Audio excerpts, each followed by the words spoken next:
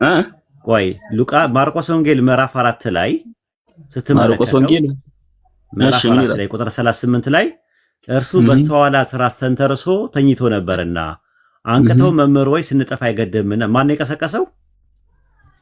እሺ ማን ከ የቀሰቀሰው ተኝቶ? እኮ ከተሳፋሪዎቹ መርከቡ ላይ ከተሳፋሪዎቹ ሐዋርያቶች ናቸው አይደል የቀሰቀሱት?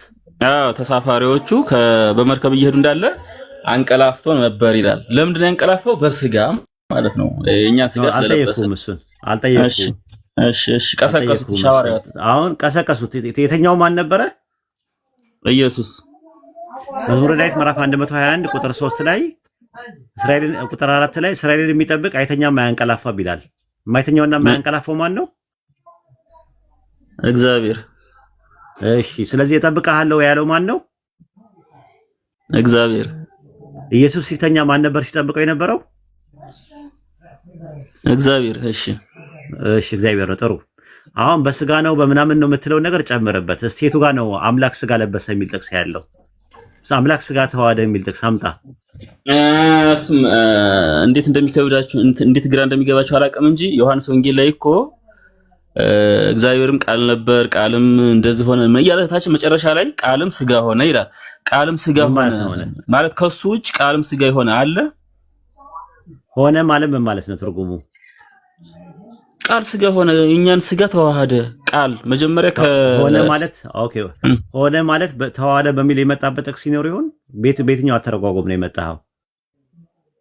እንዴት ተዋሃደ? ቃልም ስጋ ሆነ ማለት ነው።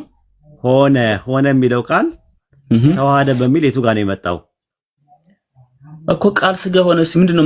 እንዴት ነው የምትረዳው አንተ? ቃል ስጋ ሆነ ማለት እኮ ወደ ስጋ አምላክ ሰው ሆነ የሚለውን ለመግለጽ ነው አይደለም? ሆነ የሚለው ቃል በባይብል ውስጥ 3 ትርጉም አለው አይደለ? ምን አንደኛ ዘፍጥረት 1:3 ላይ እግዚአብሔር ብርሃን ይሁን አለ፣ ብርሃን ሆነ አለ። ሆነ ማለት ተፈጠረ ማለት ነው ትርጉሙ አይደል? እሺ ሁለተኛ ትርጉም አሁን እንደዛ ሊሆን አይችልም። ተፈጠረ ማለት አይደለም። ቃል ስጋ ሆነ ማለት ተፈጠረ አይደለም አይደል? እሺ ሁለተኛ ሶስት ብለኛል። ሶስተኛው ነው። ወደ ሁለተኛው ልመጣ ነው። ሁለተኛው ደግሞ ምንድነው? ሆነ የሚለው ቃል በባይብል ውስጥ ኦሪት ዘጸአት ምዕራፍ 4 ቁጥር 7 ላይ የሙሴ በትር እባብ ሆነ ይላል። ምን ማለት ነው ትርጉሙ? እባብ ሆነ ምን ማለት ነው? እባብ ሆነ፣ የሙሴ በትር እባብ ሆነ ማለት ነው ወደ እባብነት ተለወጠ ማለት ነው። ተለወጠ። እሺ ይሄም አይሆንም። ቃልም ስጋ ሆነ ሲባል ተለወጠ ማለት አይደለም አይደል? እሺ አንተ ምንድነው ለምትተረጉመው? አሁን ለምሳሌ ይሄን ቃልም ስጋ ሆነ ምን በሚለው ነው? እሺ 3 ትርጉም አለ። ሆነ ማለት ተፈጠረ በሚል ይመጣል። ሆነ ተለወጠ በሚል ይመጣል። ሆነ የሚለው ቃል ተፈጸመ በሚል ይመጣል በባይብል ሁለተኛ ነገሥት ምዕራፍ 15 ቁጥር 12 ላይ ተፈጸመ። እሺ ተነግሮ የነበረው የአምላክ ቃል ሆነ ይላል። ምን ማለት ነው ትርጉሙ? ሆነ ማለት ተፈጸመ ነው። ተፈጸመ። ስለዚህ ለአብርሃም ለይስሐቅ ተነግሮ የነበረው የተስፋው ቃል በመጀመሪያ ሲነገር የነበረው ቃል ስለ መሲሁ የሚናገረው ቃል ስጋ ሆነ ማለት ተፈጸመ ማለት ነው። ለምሳሌ ተናግሬ የነበርኩት ቃል መጽሐፍ ሆነ ብዬ ብናገር ምንድነው ትርጉሙ? መጀመሪያ በኢንቪዚብል ነበር ወደ ቪዚብል መጣ ማለት ነው አይደል ትርጉሙ? እሺ ስለዚህ ቃልም ስጋ ሆነ ማለት ቃል ተፈጸመ ማለት ነው። ሰው በመሆን ወይም ስጋ በመሆን ተፈጸመ። ተነግሮ የነበረው ቃል ፍጻሜውን አገኘ ነው። አሁን አንተ ደግሞ የምታመጣው ምንድነው? ቃል ስጋ ሆነ ማለት ሆነ እግዚአብሔር ያ ቃል እግዚአብሔር ነበር ይላል። አዎ ነበር። አዎ እኮ እግዚአብሔር ነበር ካለ ሰይጣንም እግዚአብሔር ተብሏል እኮ። ቃልም ስጋ ሆነ አለ እንደገና መልሶ ገብቶሃል እኮ። እንደዛ ነው እና ተፈጸመ የሚለው ሰው ለመሆኑ ተፈጸመ ነው። አዎ ምን መሰለህ ተረዳኝ። መጀመሪያ ሰይጣንም እግዚአብሔር ተብሏል አይደል በባይብል? ሰይጣንም እግዚአብሔር አሳየኝ። ሁለተኛ ቆሮንቶስ 4:4 አውጣ። የያዝከውን ባይብል አውጣው አንዴ። የት ሁለተኛ ቆሮንቶስ 4:4 ሁለተኛ ቆሮንቶስ 4:4 አዲስ ኪዳን ላይ። እሺ ሁለተኛ ቆሮንቶስ 4:4 ላይ ሁለተኛ ቆሮንቶስ ሰይጣን እግዚአብሔር ሆነ የሚል እንግዲህ ሁለተኛ ቆሮንቶስ 4:4 ሁለተኛ ቆሮንቶስ ያልከኝ? ኦኬ ይቅርታ፣ ቆይ ተሳስቼ 4:4 ላይ ለእነርሱ የእግዚአብሔር ምሳሌ የሆነው የክርስቶስ የክብር ወንጌል ብርሃን እንዳያበራላቸው የዚህ ዓለም አምላክ የማያምኑትን ሐሳባቸውን አሳወረ ይላል። አይደል? ቆይ ሌላ አውጥቼ ነው። ቆይ ጠብቀኝ። 4 እሺ እግዚአብሔርን የሚመስለው የክርስቶስ የክብሩ ወንጌል ብርሃን እንዳያበራላቸው የዚህ ዓለም አምላክ ልባቸውን አሳወረልና 4 አይደል? የዚህ ዓለም ምንድን ነው የሚለው? የዚህ ዓለም አምላክ ልባቸውን አሳውሯልና ይላል። ስለዚህ የዚህ ዓለም አምላክ የተባለው ማን ነው? ኦኬ፣ የዚህ ዓለም አምላክ የተባለው ሰይጣን።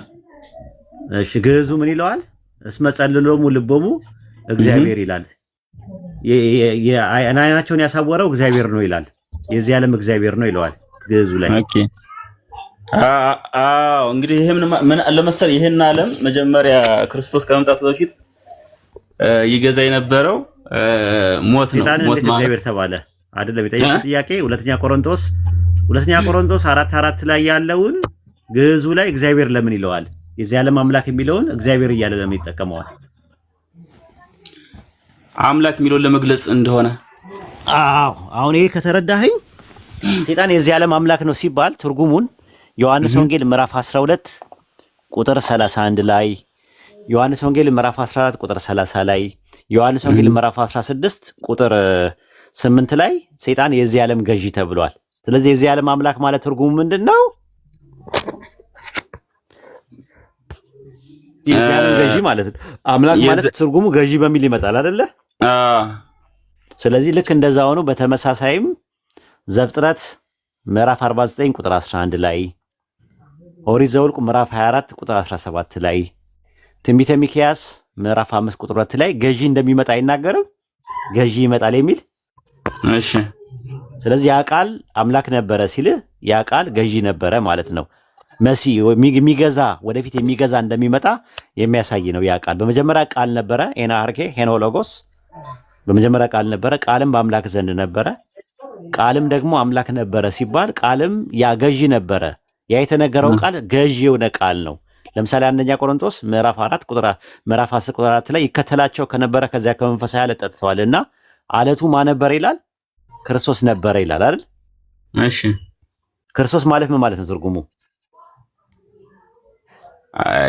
ቀጥል እስኪ ዝም ብለህ አስረዳኝ። የተቀባ ማለት ነው። የተቀባው አዲስ ኪዳን ላይ ነው አይደለ? አዲስ ኪዳን ላይ ነው የተቀባው። ግን ክርስቶስ ነበረ ይላል። ልክ እንደዛ አምላክ ነበረ እንደሚለው ሁሉ ቃል አምላክ ነበረ ይልና ክርስቶስም ነበረ ይላል። ክርስቶስ ነበረ ማለት ወደፊት እንደሚቀባ የሚያሳይ እንጂ ብሉይ ኪዳን ላይ ያለ ወይም ደግሞ ጥንትም ጀምሮ ክርስቶስ ነበረ እንደማንለው ሁሉ ገዢ የሚመጣው ገዢ ያ ቃል ገዢ ነበረ የሚለው ያ ነው። ከዛ በኋላ ያ ቃል የተነገረው ቃል ድንግል ማርያም ማኅፀን ውስጥ ስጋ ሲሆን ቃልም ስጋ ሆነ ተባለ። ለዛ ነው አንደኛ ዮሐንስ መልእክት ምዕራፍ 1 ቁጥር 1 ላይ ስለ ሕይወት ቃል ከመጀመሪያ የነበረውና የሰማነውን በዓይናችን ያየነው እጃችን የዳሰሰው እናወራለን አለ። ያ ሲሰማ የነበረው ቃል ስለ መሲሁ ሲነገር የነበረው ቃል ድንግል ማርያም ማኅፀን ውስጥ ፍጻሜውን አግኝቶ ስጋ ሆነ ማለት ነው። ያንን ዮሐንስ ወንጌል 1:14 ላይ የተናገረ ያለው አምላክ ስጋ ለበሰ፣ አምላክ ስጋ ተዋሃደ የሚል የባይብል ጥቅስ የለም፣ አታገኝም። አምላክ ስጋ ለበሰ፣ አምላክ ስጋ ለበሰ ወይም ደግሞ አምላክ ስጋን ተዋሃደ የሚል ባይብል ላይ የለም። እሺ፣ አንድ ጥያቄ ልጠይቅህ እኔ ይቻላል። አሁን ኢየሱስን እናንተ ሰው ነው የምትሉበት ማስረጃችሁ ምንድን ነው? ማስረጃችሁ ምንድን ነው የምትለው? ምንድናችሁ? ሰው ስለሚለው ብዙ ጊዜ መጽሐፍ ቅዱስ ላይ ሰው ነው ብላችሁ የምታምኑት ምን ማስረጃ ስላላችሁ? በመጽሐፍ ቅዱስ እይታ ማለት ከቁርአን ውጭ ማለት ነው። እኛ ቁርአንን ነው የምንቀበለው። ባይብል ላይ ሰው ነው የሚል አለ እንዴ? አይደለም። አይ የኔ ጥያቄ መጀመሪያ አዳምጠኝ። እሺ፣ አሁን ብዙ ጊዜ እኛ ኢየሱስ ክርስቶስ አምላክ ነው እንላችኋለን አይደለ? የሰውን ባህሪ ተገልጿል። በእናንተ ጥያቄ እኮ ተነስቼ ነው የምጠይቅህ። የሰውን ባህሪ ተርቧል። ሰው ነው የሚል አለ በእናንተ መጽሐፍ? ሰው ነው። አዎ፣ ሰው ነው። ኢየሱስ ክርስቶስ ሰው እንደሆነ አምላክም እንደሆነ በመጽሐፍ ቅዱስ ላይ ይጠቅሳል። ሰው ማለት ሙሉ ሰው ነው። ማንነትም ያለው ነው። ማንነትም ያለው ማለት የሰው ማንነት አለው። ለምሳሌ እኔ ብዬ ማንነት አለኝ፣ የሰው ማንነትም ምንነትም አለኝ። እኔ እንደኔ ሙሉ ሰው ነው፣ ፍጹም ሰው ነው፣ ሙሉ ሰው ነው። ፍጹም ሰው ፍጹም አምላክ ብለን የምናምነው ገብቷል። ስለዚህ ሙሉ ሰው ነው ማለት ነው ኢየሱስ። ምን ጎዶሎ ሙሉ የሚባል ነገር አለ እንዴ? ደግሞ ሰው ሙሉ ሰው ነው። ፍጹም ሰው ማለት እኮ ከኃጢአት በስተቀር እንዳንተ የሆነ ሙሉ ሰው ነው። እንደኔና እንዳንተ አይደለም። እኔና አንተ አንድ አይደለም። ምክንያቱም እኔና አንተ ንጹህ አይደለም። እንዲገባኝ ነው። ቆይ የተፈጠረ ነገር ነው ወይስ ያልተፈጠረ ሰው ነው? የተፈጠረ አይደለም፣ አልተፈጠረም። ፍጡር እኮ ብለን እንኳን ፍጡር ካልከው ነው ከማን ነው ሰው የሆነው? ከማን ነው ሰው የሆነው? እንዴ ከማን ነው ሰው የሆነው ማለት ከቅድስት ድንግል ማርያም ተወለደ። ቆይ እንዲገባኝ አንተ እንትን አትበለኝ፣ ኮንፊውዝ አታድርገኝ፣ ቶሎ አይገባኝም እና ረጋ ብለህ እስቲ አስተምረኝ። እኔ አሁን ከእናትና ከአባቴ ነው ሰው የሆንኩት። ኢየሱስ ሰው የሆነው ከማን ነው? ከቅድስት ድንግል ማርያም ተወልዶ። ኦኬ ድንግል ማርያም ፍጡር ናት እንዴ? ፍጡር ናት ወይስ ያልተፈጠረች ናት? ድንግል ማርያም ያልተፈጠረች ናት የተፈጠረች ናት እንዴ? ፍጡር ናት እንጂ እኮ ከሷ የተገኘው ነገር ፍጡር ነው ወይስ ያልተፈጠረ ነገር ነው? እሷንም በእርግጥ እሷም እንደ አምላክ ነው። በእናንተ ቁርአን እሷም እንደ አምላክ ነው የምትቆጥሯት መሰለኝ፣ ግን አይደለች። እኛ አምላክ አንልም። ቆይ እሱን በኋላ እንመጣበታለን። ስትገረፍ ታወራዋለህ። ማለት ከሷ የተገኘው ነገር ፍጡር ነው ወይስ ያልተፈጠረ ነው? ብራዘር ስትገረፍ የሚለውን ተው፣ በስርዓት እናወራ እንደሆነ እንጂ ከደበረ ለባሉ ድምቀት ነው። ለባሉ ድምቀት ነው። እሺ ነበር። እሺ እንጂ ማን ይገርፋል? አንተን ደግሞ ማን ይገርፋል? በስነ ስርዓት ነው እንትን። አይ ከተማማርን አይቀር በስርዓት እንነጋገር ለማለት ነው። ከማርያም የተፈጠረው ነገር ከማርያም የተፈጠረው ነገር ያልተፈጠረ ነገር ነው። ከማርያም ከተፈጠረ ነገር የተፈጠረ ነገር አይደል እንደሚፈጠረው? እስኪ ያንተን ጥያቄ ገብቶኛል። እሷ ስለተፈጥሮ ስለሆነች ከሷ ተወለደ። ከተወለደ ደግሞ አይደለም ከሷ የተገኘው ነገር ደግሞ ፍጡር ነው። መወለድ ላይ ችግር የለብኝም። አይ መወለድ ላይ አይደለም። አንተ አሁን ለምሳሌ እንትን ላይ ከሷ የተገኘው ምኑ ነው? ሰውነቱ ነው ወይስ አምላክነቱ ነው? ስጋ ከሷ ስጋ ለበሰ አልኩ። ሙሉ ሰው ነፍስም ስጋም ሙሉ ሰው ነው ከሷ የተገኘው አይደለ? አዎ ሙሉ ሰው ነው። ሙሉ ሰው ነው። ፍጹም ሰው ነው ማለት እኮ እንደኛ ሰው ነው። ግን እኛ ምንድነው ከኛ ጋር የሚለየው ምንድነው? ከኃጢአት ነገር ነው የተገኘው ወይስ ካልተፈጠረ ነገር ነው የተገኘው? ከተፈጠረ ነው እንጂ ያልተፈጠረ ነገር ራሱ የፈጠረውን ነው የተዋሃደ።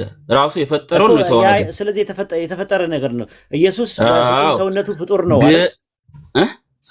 በፍጹም ሰውነቱ ፍጡር ነው። ፍጡር ነው እየነገርኩህ እኮ ነው። ፍጹም ሰው ፍጹም አምላክ የምንልህ እኮ ፍጡር ነው አላልኩህም? ከተዋህደ በኋላ ፍጡር አይደለም። ለማደናገር አትሞክር። እሺ በቃ እሺ። እናንተ እንደምትሉ ፍጡር ነው ያላችሁት ምክንያታችሁ ምንድን ነው? እንትና ቄርሎስ ነው ከሴት በስጋ ስለተወለደ ፍጡር እንለዋለን ይላል። ቄርሎስ አይደለም እኮ እሱ ስላለ አመንከው። ቄርሎስ ፍጡር መሆን በሱ ነው ያመንከው። እንደዛ ሲል ከሴት እሱም ደግሞ ፍጡር ነኝ ብሏል። ለምን እንደሆነ አላውቅም። ለምን እንደዛ እንዳለ አላውቅም። ጌታ ፈጠረኝ ይላል። እሱም ራሱ እግዚአብሔር ፈጠረኝ ይላል። ኢየሱስ አብ አስገኝ ስለሆነ ከአብ ስለተገኘ ይኸውልህ፣ አብ ስለዚህ ፍጡር ነው ማለት ነው እሱ ኢየሱስ አይደለም። እሺ አንድ ጥያቄ ልጠይቅ እዚህ ላይ ግልጽ እንዲሆንልህ። ፈጠረኝ ለምን ያለው ኢየሱስ ለምንድን ነው ፈጠረኝ ያለው? ግን በመጽሐፍ ቅዱስ ላይ ኢየሱስ ለምንድን ነው ፈጠረኝ ያለው? የፈጠረውን ስጋ ስለተዋሃደ። ማን የፈጠረው? እርሱ ራሱ የፈጠረውን ፍጡር አይወልድ ፈጠረኝ ይላል ማለት አባቴ ፈጠረኝ የሚለው እኮ እንዴት ነው? አመላለሳችን ፈጠን አለ እየተደማመጠ እንዲገባኝ ነው። እኔ እኮ ተረጋግቼ ለማውራት እየፈለኩኝ ነው። አልገባ እያለኝ እኔ ትንሽ ችግርም ስላለብኝ ይቅርታ አድርግልኝ። እግዚአብሔር ፈጠረኝ ነው የሚለው አይደለ? ማንን ነው ፈጠረኝ የሚለው? ፈጣሪው ማን ነው? ፈጣሪው እግዚአብሔር ነው። እግዚአብሔር ስንል ይኸውልህ አንድ አምላክ ነው። እሺ በመሀል አትግባ እስኪ አንድ አዳምጠኝ። አንድ አምላክ ነው ይኸውልህ የምትረዳኝ ከሆነ ማለት ነው። አንድ አምላክ ብለን ነው የምናምነው። በእናንተ ቁርአን ውስጥ የተጻፈ ሶስት አምላክ ያመልካሉ የሚለው አንዷ እንደውም ኢየሱስ መርየምና አብን ብለው መስል የሚገልጸው አላቅም ስለመጽሐፋችሁ። አዎ አላቅም ስለመጽሐፋችሁ። አዳምጠኝ እሺ። ስለመጽሐፋችሁ አላቅም እኮ እያልኩ ነው። ውሸትም ሊሆን ይችላል እንደዚህ የሚል ከእናንተ እንዳለ ነው በሰው የሰማሁት። እኔ አላነበብኩትም። ውሸት ሊሆን ይችላል።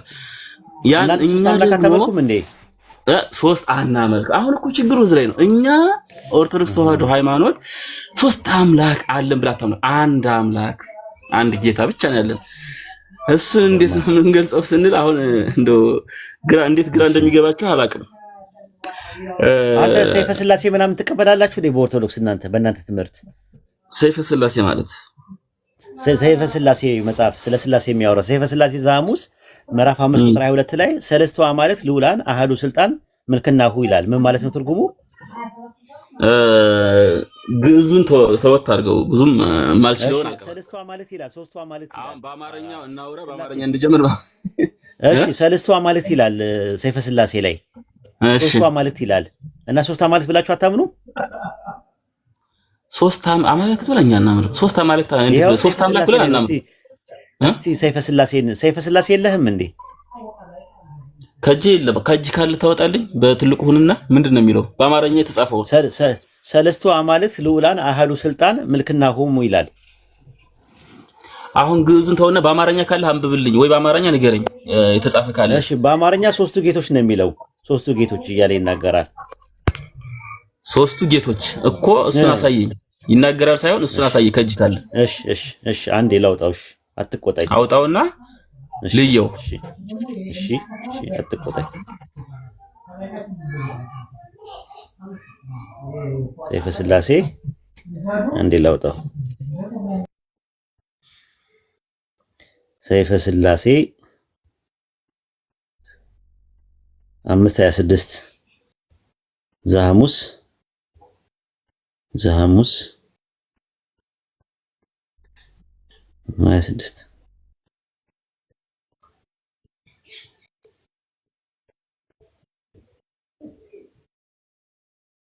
በአማርኛ አውጣልኝ። ሶስት አምላክ የሚል ካለ እስኪ ያሳየኝ። ለማንኛውም እሺ ሶስቱ አምላኮች ነው የሚለው አምላክ ነው። በአማርኛው ላይ ሶስቱ ጌቶች ነው የሚለው። ይሄው እስቲ ታያሃል። እስቲ አንብበው። ሶስት አካል አንድ አምሳል ቁጥር 23 ላይ አንብበው። ቁጥር 23 የትእዛዛቸው የሚለው አይደል? ባህሪ አንድ ሆነ ይላል እኮ። የትእዛዛቸው ባህሪ አንድ የሆነ ትንሽ እንትን በለው እንጂ ወደ ዞር የሆነ ሶስት ይላል። አሁንም ዞር ጌቶች ናቸው። ስንት ጌቶች ናቸው?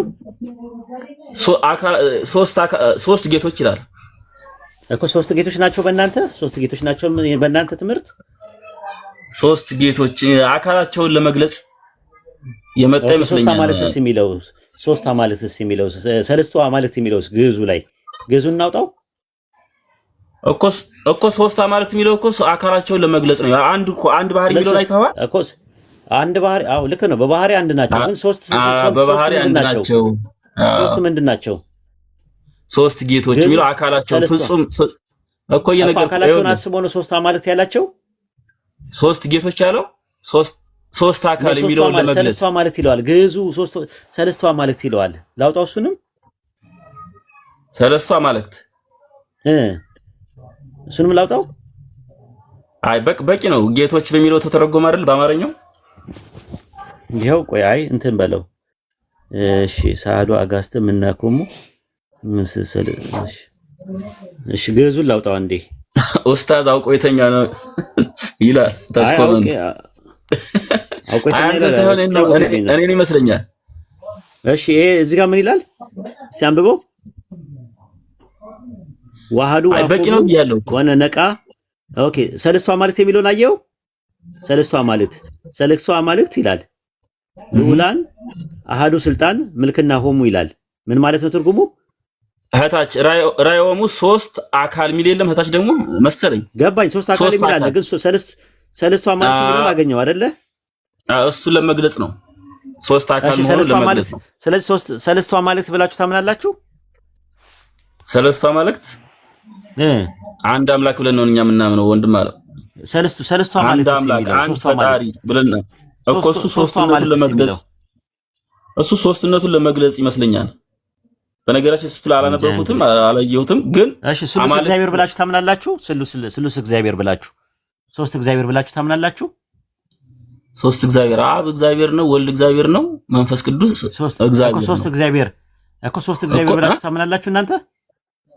ሶስት እግዚአብሔር አንድ እግዚአብሔር ነው እንጂ ሶስት እግዚአብሔር የሚለው ካለ ሶስት እግዚአብሔር የሚለውሳ እኮ ሶስት እግዚአብሔር ምን ላይ ነው ያገለው? እሱ ደግሞ ገድለ አባ ጊዮርጊስ ዘጋስጫ ምዕራፍ 11 ቁጥር 11 ላይ ስሉስ እግዚአብሔር ጸባዖት ይላል። ሶስቱ እግዚአብሔር ጸባዖት ይላል እኮ ስሉስ እግዚአብሔር። እንግዲህ በግዕዝ ስሉስ ማለት በግዕዝ ምንድነው? ሶስት ማለት ሶስት ነው። እሺ ስሉስ እግዚአብሔር ሲባልስ? ስሉስ እግዚአብሔር ሲባል ያው አብ ወልድ መንፈስ ቅዱስን በአንድ ቃል ለመግለጽ ነው። ግን ስሉስ እግዚአብሔር ወደ አማርኛ ተርጉሞ እስቲ ምንድነው? ሶስት እግዚአብሔር አይደል የሚሆነው? ሶስት እግዚአብሔር አንድ እግዚአብሔር ነው። ሶስት እግዚአብሔር አይደለም። አንተ እየተው እንጂ ስሉስ እግዚአብሔር የሚለው ታዲያ ምን ላድርገው? ስሉስ እግዚአብሔር ሲል ምን ማለቱ ነው? እኮ ሶስትነታቸውን እየገለጸ አብ ወልድ መንፈስ ቅዱስን በአንድ ቃል ለመግለጽ ይኸውልህ፣ አንድም ሶስትም ብለን ነው እኛ የምናምነው። አንድም ሶስትም ይኸውልህ እኮ አንድም ሶስትም ሥላሴ አሁን አንድም ሶስትም ናቸው ብለን እናምናለን። ሶስትነታቸው በምንድን ነው ቢባል፣ ልክ ነው። ሶስትነታቸው በምንድን ነው ቢባል በአካል በስም ገብተዋል፣ በግብር እነሱ እንደዚህ እንትላል። አንድነታቸው ምንድን ነው ቢባል በአገዛዝ በስልጣን በማወቅም በለው በምንም ይሄ እነሱን ነው አንድነታቸው ማለት በመፍጠር እንትን ላይ ሐምሌ 7 ቀን ስታከብሩ ሐምሌ 7 ቀን የሥላሴ ዓመታዊ በዓል ላይ አብርሃም ቤት የገቡት እንትኖች የሉ አብርሃም ቤት የገቡት በአብርሃም ቤት ተገልጸው በሰው አምሳል ሶስት ነው ተገልጸው። ልክ ነው። እዛ ላይ ወረቡ ላይ ታዲያ ዚቅ ላይ ስታነቡና አመን ወነ አምልክ በአሐዱ እግዚአብሔርም ቅድመ ዓለም ሀሎ ትላላችሁ። ከዓለም በፊት በነበረው በአንዱ እግዚአብሔር እናምናለን። ወነ አመን በካሉ እግዚአብሔር ዘምልካው ለአብ ይመስሎ በአምላክነቱ አብን በሚመስል በሁለተኛው እግዚአብሔር እናምናለን ይላል። ወነ አመን በሳልሱ እግዚአብሔር መንፈስ ቅዱስ ዘይመልክ ሁሉ ይላል። ሁሉም የሚሞላ መንፈስ ቅዱስ በሶስተኛው እግዚአብሔር እናምናለን ይላል። ሁለተኛው እግዚአብሔርና ሶስተኛው እግዚአብሔር እነማን ናቸው? ሁለተኛውና ሶስተኛው ማለት ይሌለ እናንተ ላይ ዚቅ ላይ ይሌለ የቅዱስ ያሬድ ዚቁ ላይ ሁለተኛው እግዚአብሔር ሶስተኛው እግዚአብሔር እያለ ያስቀምጠዋል። ስማቸው ዋዜማው ላይ ስማ አመሰቡ ለሐምሌ ዋዜማ ዘሥላሴ ስማ ውስቲ እሺ ወናመልክ በአሐዱ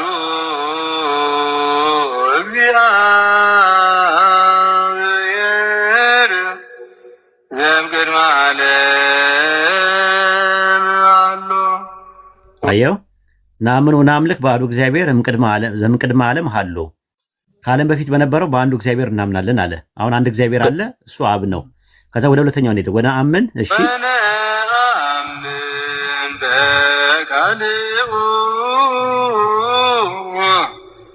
እግዚአብሔር ዘምልክናሁ ለአብ ይመስሎ።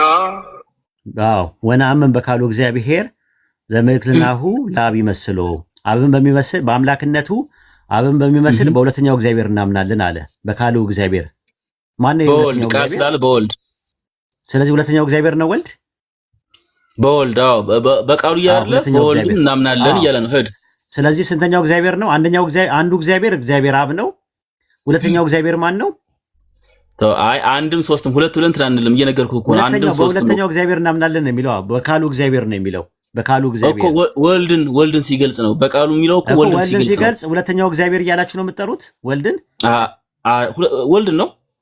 ይሄው አንድ እግዚአብሔር ምን በካሉ እግዚአብሔር ይላል። ካሉ ሁለተኛው እግዚአብሔር ይላል እኮ የሁለተኛውን አካሉን ለመግለጽ ነው። ወንድም አለም አካሉን ለመግለጽ ሁለተኛው እግዚአብሔር። እሺ ወደ ሶስተኛው ነው። እሺ ሶስተኛው ወነአምን በሳልሱ እግዚአብሔር መንፈስ ቅዱስ ዘይመልክ ሁሉ ምንዳን ወነአምን በሳልሱ እግዚአብሔር በሶስተኛው እግዚአብሔር በሶስተኛው እግዚአብሔር በመንፈስ ቅዱስ እናምናለን። ዓለምን በሚሞላ በመንፈስ ቅዱስ በሶስተኛው እግዚአብሔር እናምናለን። ሁለተኛውና ሶስተኛው እግዚአብሔር ማንና ማን ናቸው? ያው በአካል ሶስት ነው ብለን የለ አንድ አብ ነው፣ ሁለት ወልድ ነው፣ ሶስተኛው ፍጹም አካል ፍጹም ገጽ ያለው መንፈስ ቅዱስ ወጣ መሰል